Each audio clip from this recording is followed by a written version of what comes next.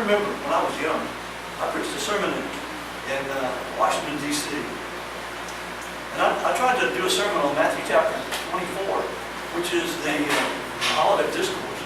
Matthew 24 is, it talks about the end of the world. A lot of it talks about the end of the world. And I studied, and it came time for the sermon. I still didn't have a good sermon. I tried to preach a sermon on Matthew 24. It took me 40 years after that sermon to finally come to what I consider to be a good understanding of Matthew chapter 24. 40 years of seeking, trying to find the solution to that. We're not always immediately given an understanding of something, but we will find it if we seek it.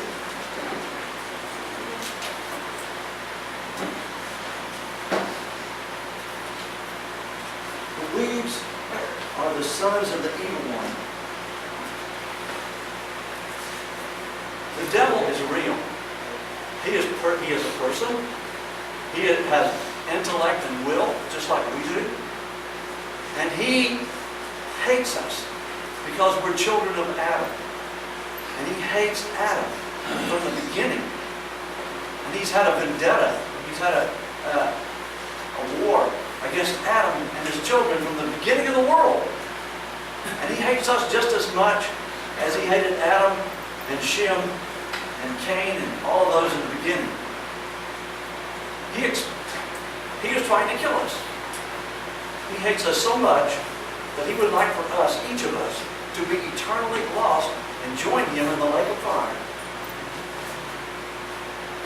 And so when the seed comes forth, so does the devil. And he wants to try to stamp it out. He wants to make sure that seed is given some rocks, and it's given some thorns, and it's given some rocky ground, so it doesn't produce any results.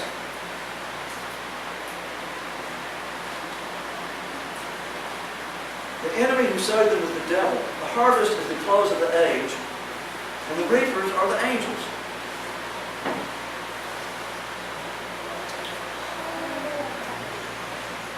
They will gather out of his kingdom all causes of sin and all lawbreakers and throw them into the fiery furnace. When Jesus comes at the end of the world, after he comes, there will be a time of the judgment when everybody that's ever lived, all the people from Adam to the last person that was ever born, will be gathered before him, and there will be a judgment.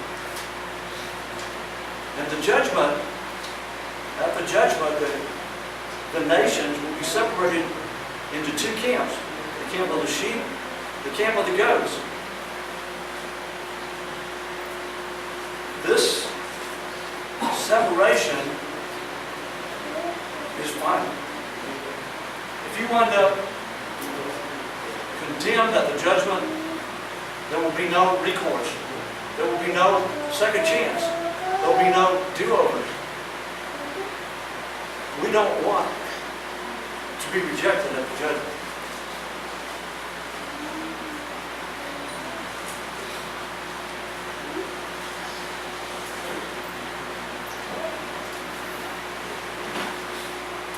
Every person that ever lived will be at the judgment. That is the harvest. And at that point, those that have done evil will be gathered. They will be gathered and placed on the left hand with the goats. And then the angels will come and take those goats, the ones that he said depart from the accursed into everlasting fire prepared for the devil and his angels. The angels will take them from among all of the harvest, and they will drag them away and cast them into the lake of fire. That will be a fulfillment here. The angels will gather out of his kingdom all causes of sin and all lawbreakers and throw them into the fiery furnace. In that place there will be weeping and gnashing of teeth. The righteous will shine like the sun in the kingdom of their Father. He who has ears to hear, let him hear.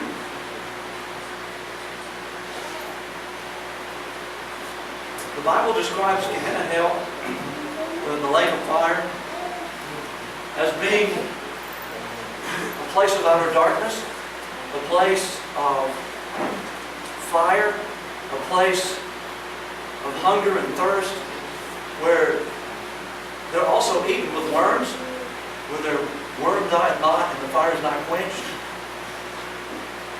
And this goes on forever and ever. There's no respite, there's no relief, and no escape.